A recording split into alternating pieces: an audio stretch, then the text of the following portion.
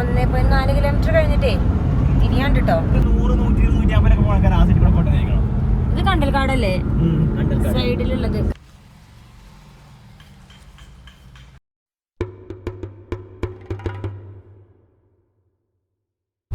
അപ്പൊ നമ്മള് നീലിയാക്കോട്ടത്തു നിന്ന് ഇറങ്ങിയിട്ട് ഇപ്പൊ നേരെ പോണത് ഗുണ്ടേട്ട് ബംഗ്ലാവിക്കാണ്. അപ്പൊ നമ്മൾ ഈ പോയിക്കൊണ്ടിരിക്കുന്നതാണ് ഇപ്പത്തെ പഴയ നാഷണൽ ഹൈവേ. ഇനി പുതിയ നാഷണൽ ഹൈവേ കയറുമ്പോ അതിന്റെ ഒരു എക്സ്പീരിയൻസ് ഞങ്ങൾ പറഞ്ഞുതരാം കേട്ടോ. ഇതിപ്പോ ഞാൻ പറഞ്ഞേ 6 വർഷം മുമ്പ് ഞാൻ കണ്ട കേരളത്തിൽ നാഷണൽ ഹൈവേ ഒക്കെ ഇങ്ങനെയായിരുന്നു. ഈ നാഷണൽ ഹൈവേയിൽ നിന്ന് കേരളം എവിടേക്ക് മാറി എന്നുള്ളത് നമ്മൾ കാണാം. കേരളം മാത്രം നാഷണൽ ഹൈവേ എന്ന് പറയുമ്പോഴത്തേക്ക് അത് അങ്ങ് ഇന്ത്യ രാജ്യം മൊത്തമായിട്ട് വരുന്ന സംഭവമാണ്. അത് കേരളത്തിൽ വന്ന മാറ്റമാണ് ഞങ്ങൾ പറയാൻ പോണത്. അപ്പോൾ അതാണ് നമ്മൾ കണ്ടുകൊണ്ടിരിക്കുന്നത്. അപ്പോൾ നമ്മളിനി നാഷണൽ ഹൈവേയിലേക്ക് വലുതിലേക്ക് കയറുമ്പോൾ ഉണ്ടാകുന്ന മാറ്റം കണ്ടോ. ഇതിന്റെ വീതി നിങ്ങൾക്ക് ഇവിടെ നിന്ന് കാണും. ഇത് പണിഞ്ഞുകൊണ്ടിരിക്കുകയാണ്. ഇപ്പൊ ഈ ഒരു വീതിയിലാണ് ഇത് പണിയുന്നത്.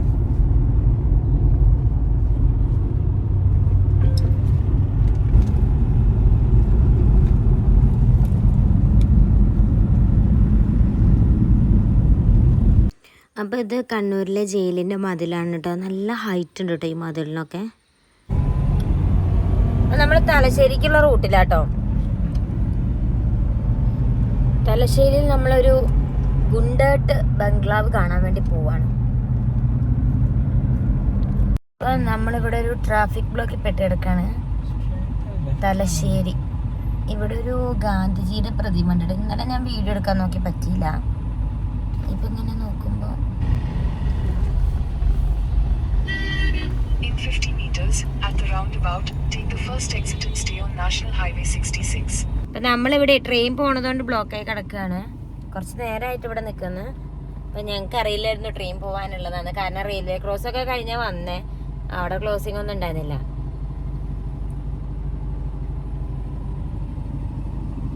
ഒരുപാട് കാലങ്ങൾക്ക് ശേഷമാണ് ബ്ലോക്ക് കിടക്കുന്നത്. അതെ, മലാവിയിലൊക്കെ നമ്മൾ ഇറങ്ങി കഴിഞ്ഞാൽ എത്തണോടെ വരെ ബ്ലോക്കും ഇല്ല. 100 കിലോമീറ്റർ സ്പീഡിൽ പോകാൻ പറ്റും. അപ്പൊ കുറെ നേരത്തെ ബ്ലോക്കിന് ശേഷം നമ്മള് ഹൈവേയിൽ കയറാൻ വേണ്ടി പോവാണ്ട്. ഇവിടെ ഓരോ ലോറികളും ട്രക്കൊക്കെ ഇവിടെ കിടക്കുന്നുണ്ട് കേട്ടോ. അപ്പൊ അങ്ങനെ കുറെ നേരം എന്താ പറയാ, ഒരു ആകെ 6-7 കിലോമീറ്റർ ഉള്ളു നമ്മൾ പോകുന്ന ഡെസ്റ്റിനേഷനിലേക്ക്. പക്ഷെ അതിന് നമ്മളൊരു 3/4 മണിക്കൂർ കിടന്നില്ലായിരുന്നു കേട്ടോ അവിടെ. അപ്പോ ബ്ലോക്ക് എന്നൊക്കെ മാറി നമ്മള് മെയിൻ ഹൈവേയിലേക്ക് കയറിട്ടോ.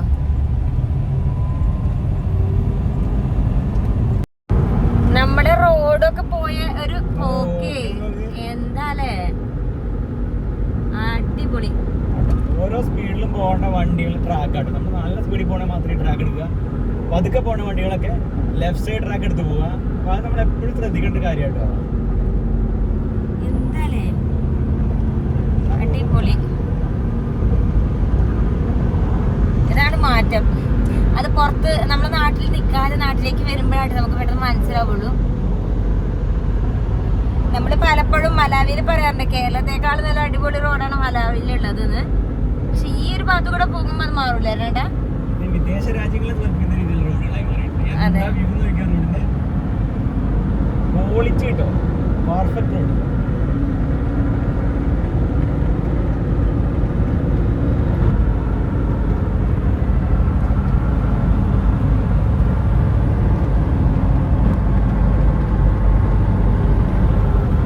നമുക്കൊരു 1.4 കിലോമീറ്റർ കഴിഞ്ഞിട്ടേ തിരിയാണ്ട് കേട്ടോ.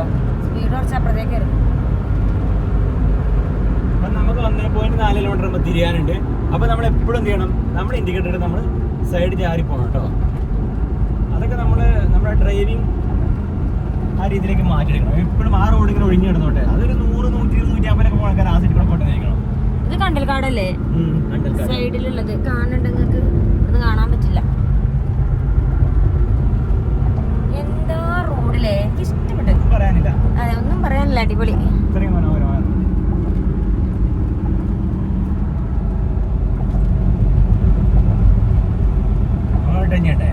നമ്മൾ ടേൺ ചെയ്യണം പതുക്കെ. നമ്മള് ഹൈവേന്ന് മാറി. അടിപൊളിയില്ലേ? പക്ഷെ ഈ ഇതൊക്കെ അറിഞ്ഞിരിക്കണം ആൾക്കാര്. ഒരിക്കലും നമ്മൾ ലോറിയൊക്കെ എടുത്തുകൊണ്ട് റൈറ്റ് സൈഡിൽ കൂടെ ഓടിക്കരുത്. അങ്ങനെയൊക്കെ കുറച്ച് കാര്യങ്ങളൊക്കെ നോക്കുകയാണെങ്കിൽ ആ റോഡ് ഉപകാരപ്പെടും.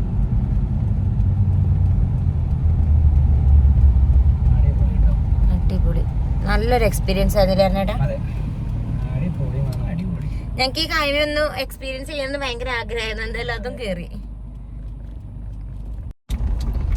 അപ്പോൾ നമ്മുടെ ഡെസ്റ്റിനേഷൻ ഇവിടെ എത്തിയിട്ടുണ്ട് കേട്ടോ. Gundert memorial church, Nettoor. ചർച്ചിന്റെ ബോർഡാണ് ഇപ്പൊ കണ്ടേ. ഇതിന്റെ ഉള്ളിലേക്ക് പോയാലാണ് നമ്മൾ അന്വേഷിച്ച് വന്ന ഗുണ്ടേട്ട് ബംഗ്ലാവ് ഉള്ളത് കേട്ടോ. അപ്പൊ അതെന്താണ് എങ്ങനെയൊക്കെയാന്നുള്ളത് ഡീറ്റെയിൽ ആയിട്ട് പറഞ്ഞുതരാം. ചുള്ളിലേക്ക് ഒരു കാട്ടിക്ക് കയറി പോണ പോലെ തോന്നുന്നുണ്ട് അല്ലേ?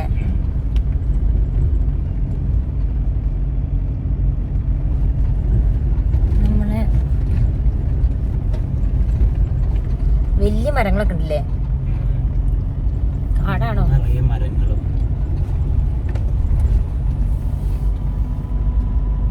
പഴയ കാലത്തെ ഒരു ഓർമ്മയാണല്ലോ അല്ലേ നമ്മള് പോണത്. നൂറ്റാണ്ടുകൾ പഴക്കമുള്ള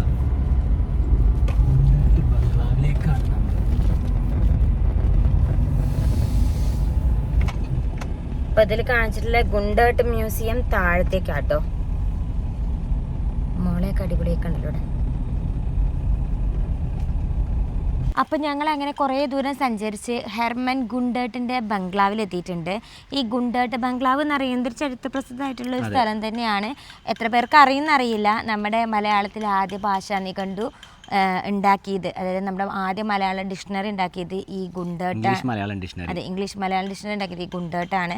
അതേപോലെ ആദ്യത്തെ മലയാളം ദിനപത്രം പ്രസിദ്ധീകരിച്ചത്, അച്ചടിച്ച് പ്രസിദ്ധീകരിച്ചതും ഇവിടെയാണ് കേട്ടോ. അപ്പോൾ നമുക്ക് ഒന്ന് പോയി നോക്കാം. ഇത് ഓപ്പൺ ആണോ എന്നറിയില്ല. എന്തായാലും നമുക്ക് പോയി നോക്കാം. ഓപ്പൺ അല്ലെങ്കിൽ പുറത്തെ കാഴ്ചകളൊക്കെ കാണിച്ചിട്ട് വരാം.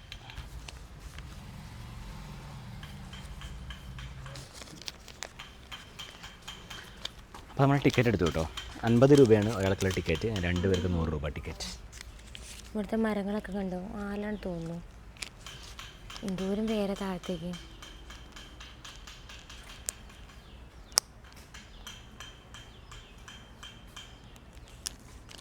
അപ്പോൾ ഇതാണ് ഗുണ്ടേട്ട് ബംഗ്ലാവ് അല്ലെങ്കിൽ ഗുണ്ടേട്ട് മ്യൂസിയം എന്ന് പറയുന്നത്. കണ്ടില്ലേ? നല്ല ശാന്തമായിട്ടുള്ളൊരു സ്ഥലം, വലിയ മരങ്ങളൊക്കെ ഉള്ള. ഇവിടെയൊക്കെ മെയിൻ്റെനൻസ് വർക്ക് നടന്നുകൊണ്ടിരിക്കുകയാണല്ലേ ചേട്ടാ?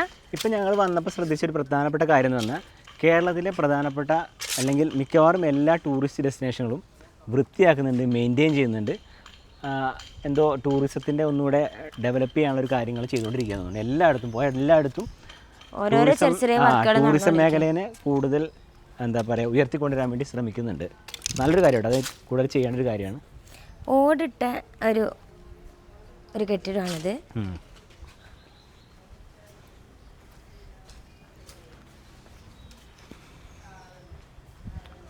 Doctor Hermann ഗുണ്ടേട്ട്.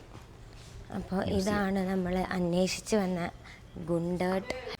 ഇത് നമ്മുടെ ഗുണ്ടേട്ട് മ്യൂസിയത്തിൻ്റെ അവിടെ എഴുതി വെച്ചിട്ടുള്ളൊരു കാര്യമാണ് കേട്ടോ. എൻട്രൻസിൽ തന്നെ ഹെർമൻ ഗുണ്ടേട്ട് എന്താണെന്നും അദ്ദേഹം നമ്മുടെ മലയാള ഭാഷയ്ക്ക് നൽകിയിട്ടുള്ള ആ ഒരു ഇത് എന്താണെന്നുള്ളതും ഒക്കെ ഈ ഒരു ഇവിടെ എഴുതി വെച്ചിട്ടുണ്ട്. ഇത് ഒന്ന് പോസ് ചെയ്തിട്ട് വായിച്ചു നോക്കിയാൽ നിങ്ങൾക്ക് കുറേയൊക്കെ മനസ്സിലാകും ഹെർമൻ ഗുണ്ടേട്ട് എന്താണെന്നും ആരാണെന്നും ഇംഗ്ലീഷിലും മലയാളത്തിലും എഴുതി വെച്ചിട്ടുണ്ട്. അപ്പോൾ ഞാനത് ഫുള്ളായിട്ട് വായിക്കാൻ നിന്നാൽ നമ്മളെ വീഡിയോൻ്റെ ലെങ്ത്ത് കൂടും കേട്ടോ. അതുകൊണ്ടാണ് ഞാൻ പറഞ്ഞത് ഒന്ന് പോസ് ചെയ്താൽ മതി. ഇപ്പോൾ ഈ മ്യൂസിയത്തിൻ്റെ ഉള്ളിലേക്ക് കയറുന്തോറും എന്താ പറയുക, ഇദ്ദേഹം നമുക്ക് ചെയ്തിട്ടുള്ള സംഭാവനകളും അദ്ദേഹത്തിൻ്റെ മ്യൂസിയത്തെ പറ്റിയിട്ടും ഒക്കെ ഒരുപാട് എഴുതി വെച്ചിട്ടുണ്ട്. അപ്പോൾ കൂടുതൽ അറിയണമെന്നുണ്ടെങ്കിലും ആ ഒരു ഭാഗം എത്തുമ്പോൾ നമ്മളൊന്ന് പോസ് ചെയ്ത് വെച്ചാൽ മതി കേട്ടോ. ഈ മ്യൂസിയത്തിൻ്റെ വരുന്ന ഫസ്റ്റത്തെ റൂമിൽ തന്നെ ആയിട്ട് ഈ മ്യൂസിയത്തിൻ്റെ ഓരോ റൂമിലും എന്തൊക്കെയാണുള്ളത്, എങ്ങനെയൊക്കെയാണ്, എന്തൊക്കെ കാര്യങ്ങൾ അദ്ദേഹത്തിൻ്റെ എന്തെല്ലാം കാര്യങ്ങളുണ്ടെന്നൊക്കെ ആ ഒരു മാപ്പ് തന്നെ നമുക്ക് പറഞ്ഞു തരും. ഇതിപ്പോൾ അദ്ദേഹത്തിനെ കുറിച്ചിട്ടുള്ള, അദ്ദേഹം എന്ന് പറയുന്നത് ഒരുപാട് ഭാഷകളിൽ പ്രാവീണ്യമുള്ള, അതുപോലെ തന്നെ ഒരുപാട് കാര്യങ്ങൾ സംഗീതജ്ഞനായിട്ടും സാംസ്കാരിക അങ്ങനെ എല്ലാത്തിലും കഴിവുകളുള്ള ഒരു മനുഷ്യനാണ് കേട്ടോ ഈ ഹെർമൻ ഗുണ്ടേട്ട് എന്ന് പറയുന്നത്.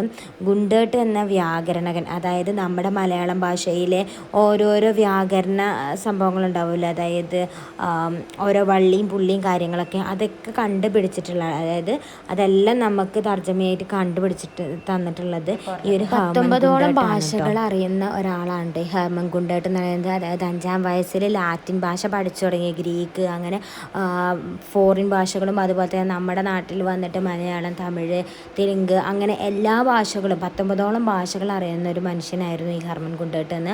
അതുകൊണ്ട് തന്നെയാണ് അദ്ദേഹത്തിന് ഇങ്ങനെ നമ്മുടെ ഇംഗ്ലീഷിൽ നിന്നും മലയാളത്തിലേക്കും ഒക്കെ തർജ്ജമ ചെയ്ത് ഒരു ഭാഷാ നിഘണ്ടു ഉണ്ടാക്കാൻ പറ്റിയത്. ഇതെന്ന് പറയുന്നത് ഇത് ഓരോ മലയാളം അക്ഷരങ്ങളാണ്. ആ അക്ഷരത്തിൽ ഒരെണ്ണം എടുത്തിട്ട് ആ സെൻറ്ററിൽ വെക്കുമ്പോൾ അവിടുത്തെ പ്രൊജക്ടറിൽ ആ ഒരു വാക്ക് കൊണ്ട് ഹെർമൻ ഗുണ്ടേർട്ട് നമ്മുടെ മലയാളത്തിലേക്ക് തർജ്ജമ ചെയ്തിട്ടുള്ള എല്ലാ വാക്കുകളും അതിൻ്റെ അർത്ഥങ്ങളും ഒക്കെ ഈ ഒരു ഇതിൽ കറക്റ്റായിട്ട് തെളിഞ്ഞു വരും കേട്ടോ പ്രൊജക്ടറിൽ. ആ കാണിക്കുന്ന ഓരോ പേജും അദ്ദേഹം നിർമ്മിച്ചിട്ടുള്ള ആ പഴയ നിഘണ്ടുണ്ടല്ലോ, ആ പഴയ നിഘണ്ടുവിൻ്റെ പേജുകളാണ് നമുക്ക് തെളിഞ്ഞു വരുന്നത്. ആ കാലത്തുള്ള അക്ഷരത്തിൻ്റെ അതായത് ഓരോ സ്റ്റൈലൊക്കെ ഉണ്ടാവുമല്ലോ, അതൊക്കെയാണ് പഴയ കാലത്തുള്ള ഡിക്ഷണറി എന്ന് പറയാല്ലേ. അക്ഷരങ്ങൾ എടുത്ത് വെക്കുമ്പോൾ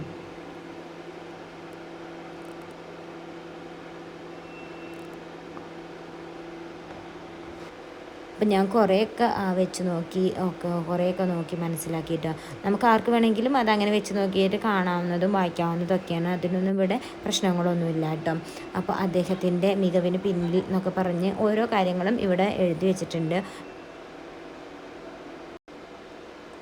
ഇതൊക്കെ നിങ്ങൾ പോസ് ചെയ്തിട്ട് കൃത്യമായി വായിച്ചെടുക്കുക കേട്ടോ. ഇതിനുള്ളിൽ വീഡിയോ അലൗഡ് അല്ല, അതുകൊണ്ടാണ് ഞങ്ങൾ ഇങ്ങനെ ഒരു സ്റ്റില്ലായിട്ടുള്ള വീഡിയോ എടുക്കുന്നത്. നമ്മൾ പ്രത്യേക പെർമിഷൻ എടുത്തെങ്കിൽ മാത്രമേ നമുക്ക് വീഡിയോ എടുക്കാൻ പാടുള്ളൂ. നമ്മൾ റിക്വസ്റ്റ് ചെയ്തുകൊണ്ട് നമുക്ക് ഇങ്ങനെ ഒരു വീഡിയോ എടുക്കാനുള്ള പെർമിഷൻ കിട്ടി. അപ്പോൾ തന്നെ ഇതാണ് ഇവിടുന്നാണ് നമ്മൾ പറഞ്ഞില്ല ആദ്യത്തെ പത്രം അച്ചടിച്ചത്, അതായത് രാജ്യസമാചാരം എന്ന് പറഞ്ഞ പത്രം അച്ചടിച്ചത് ഇവിടുന്നാണ്. അതേപോലത്തെ ആദ്യത്തെ മാസിക പശ്ചിമോദയം അതും അച്ചടിച്ചതാണ്. അതിൻ്റെ ഒറിജിനലിൻ്റെ കോപ്പിയാണ് ഇവിടെ വന്നിട്ടുള്ളത്.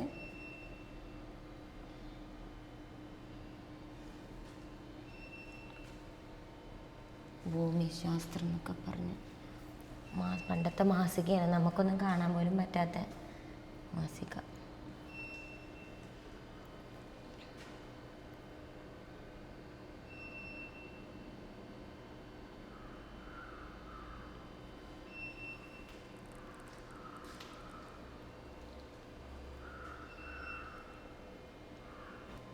നമ്മുടെ പഴഞ്ചൊല്ലുകൾ, പാഠപുസ്തകങ്ങൾ അതെല്ലാം അച്ചടിച്ചത് ഇവിടെ നിന്നായിരുന്നു കേട്ടോ.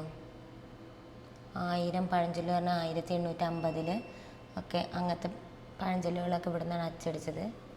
സ്കൂൾ പഞ്ചതന്ത്രം ഇതൊക്കെ പണ്ട് പഠിച്ചവർക്ക് പെട്ടെന്ന് മനസ്സിലാവുമായിരിക്കും കേട്ടോ. പിന്നെ ഈ ഒരു മ്യൂസിയത്തിൽ വന്നപ്പോൾ നമുക്ക് കണ്ടൊരു പ്രത്യേകത എന്താണെന്ന് വെച്ചാൽ ഓരോ ഭാഗത്തേക്ക് തിരിയേണ്ടതും ഓരോ റൂമുകളിൽ എന്തെല്ലാം ഉണ്ട് എന്നുള്ളതും അദ്ദേഹത്തിൻ്റെ ഡീറ്റെയിൽ ആയിട്ടുള്ള എല്ലാ കാര്യങ്ങളും അവിടെ എഴുതി വെച്ചിട്ടുണ്ട്. നമുക്ക് വായിച്ചാൽ തന്നെ പെട്ടെന്ന് മനസ്സിലാവും. അപ്പോൾ ഹെർമൻ ഗുണ്ടേർട്ടാണ് ആദ്യം ഇവിടെ ബൈബിള് വിവർത്തനം ചെയ്യപ്പെട്ടിരുന്നു. പക്ഷേ പള്ളികളിലൊക്കെ കൂടുതലായിട്ട് ഉപയോഗിച്ചുകൊണ്ടിരുന്നത് ഹെർമൻ ഗുണ്ടേർട്ട് വിവർത്തനം ചെയ്ത ബൈബിളായിരുന്നു കേട്ടോ. അപ്പോൾ അതിൻ്റെ ഒരു ചരിത്രം എങ്ങനെയാണെന്ന് വെച്ചാൽ 40 വർഷങ്ങൾ കൊണ്ടാണ് ഗുണ്ടേർട്ടിൻ്റെ ബൈബിള് വിവർത്തനം പൂർണ്ണമായത്. 1842 ഉൽപ്പത്തി പുസ്തകത്തോടെ ആരംഭിച്ച ബൈബിൾ വിവർത്തനം 17 പഴയ നിയമങ്ങൾ ഉൾക്കൊള്ളുന്ന സത്യവേദ ഇതിഹാസമായി 1844 സമ്പൂർണ്ണ പുതിയ നിയമപുസ്തകങ്ങൾ 1856 പവിത്ര ലേഖകൾ 1881 പ്രവാചക ലേഖകൾ 1886 പ്രസാദനം ചെയ്യപ്പെട്ടു. തുടർന്ന് 49 ഗ്രന്ഥങ്ങളും ചേർന്ന സമ്പൂർണ്ണ മലയാള ബൈബിൾ 1886 തന്നെ മംഗലാപുരത്ത് നിന്ന് പ്രസിദ്ധീകരിക്കപ്പെട്ടു. 1992 ഡോക്ടർ സ്കറിയ സക്കറിയ പേജ് മറന്നുപോയി, അപ്പോൾ ഞാൻ പേജ് ഒന്നുകൂടി മറിക്കൂ. സ്കറിയ സക്കറിയ, ആൽബ്രഷ്റ്റ് ഫ്രണ്ട്സ് എന്നിവർ ചേർന്ന് ഗുണ്ടേർട്ട് ബൈബിൾ എഡിറ്റ് ചെയ്ത് പ്രസിദ്ധീകരിക്കുകയുണ്ടായി. അപ്പോൾ ഇതാണ് സത്യവേദ ഇതിഹാസമാണിത് പണ്ടത്തെ, അതിൻ്റെ ഒരു പേജ്. പിന്നെ പുതിയ നിയമത്തിൻ്റെ 1-ാം പുറം.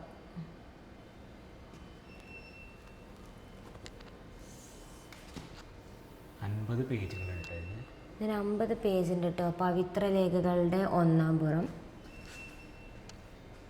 ഇത് പ്രവാചക ലേഖകളുടെ 1-ാം പുറം.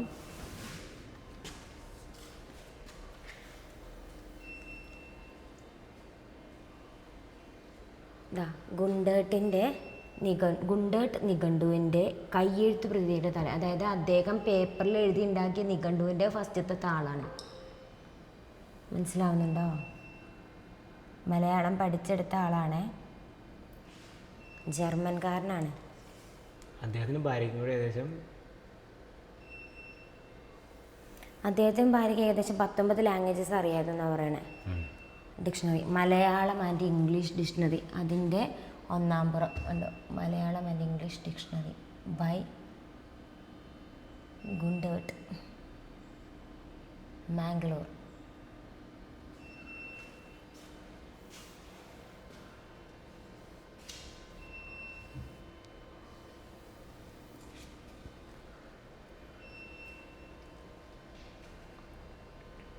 ട്രാൻസ്ലേഷൻ.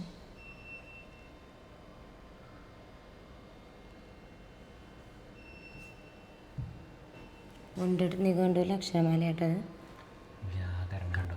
ഗുണ്ടേർട്ട് മലയാള ഭാഷയ്ക്ക് നൽകിയ നിസ്തുല സംഭാവനകളിൽ ഒന്നാണ് മലയാള ഭാഷാ വ്യാകരണം എന്നത്. എന്താ ആ ആ ഇ ഈ ഉ ഊ എറു, എറുവിൻ്റെ അപ്പുറത്ത് വേറെ തോന്നുന്നുണ്ട്. അതിൻ്റെയൊക്കെ ഇംഗ്ലീഷും ആ ഉച്ചാരണം വരുന്നതിന് വേണ്ടി കൊടുത്തിട്ടുള്ളതാണ് അതൊക്കെ.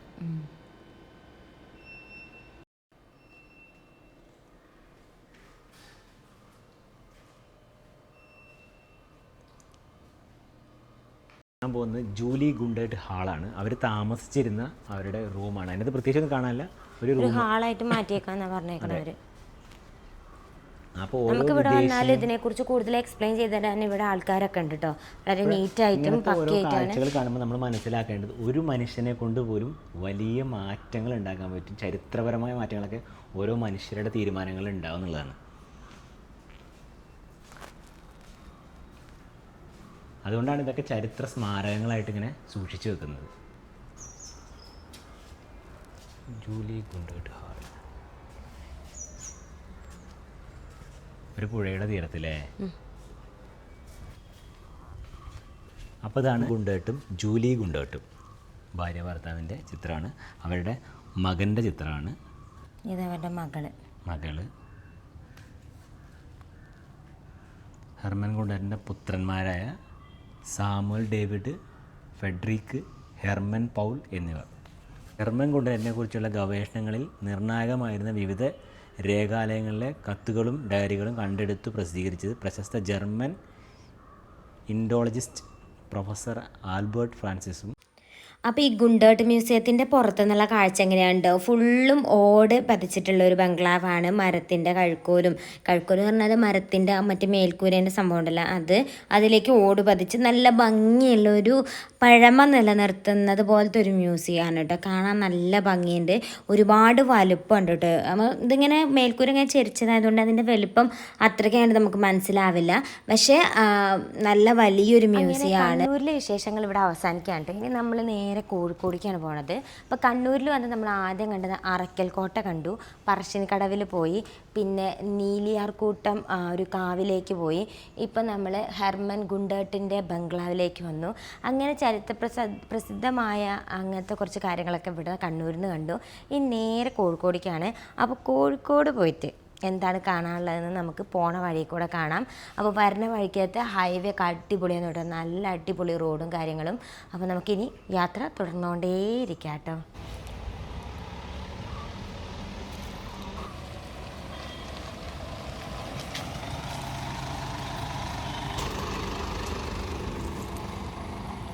അങ്ങനെ മ്യൂസിയമൊക്കെ കണ്ടിറങ്ങിയപ്പോൾ നല്ല വിശപ്പായിരുന്നു കേട്ടോ.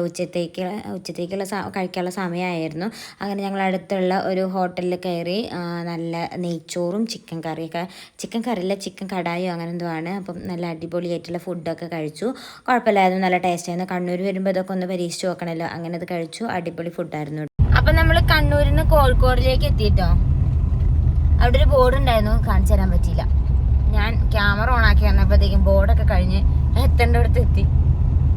In 200 meters, keep left to continue toward National Highway 66. ഹൈവേന്റെ പണി നടന്നുകൊണ്ടിരിക്കുകയാണ്. വടകരയാണോ? അതെ, വടകരയാണ്.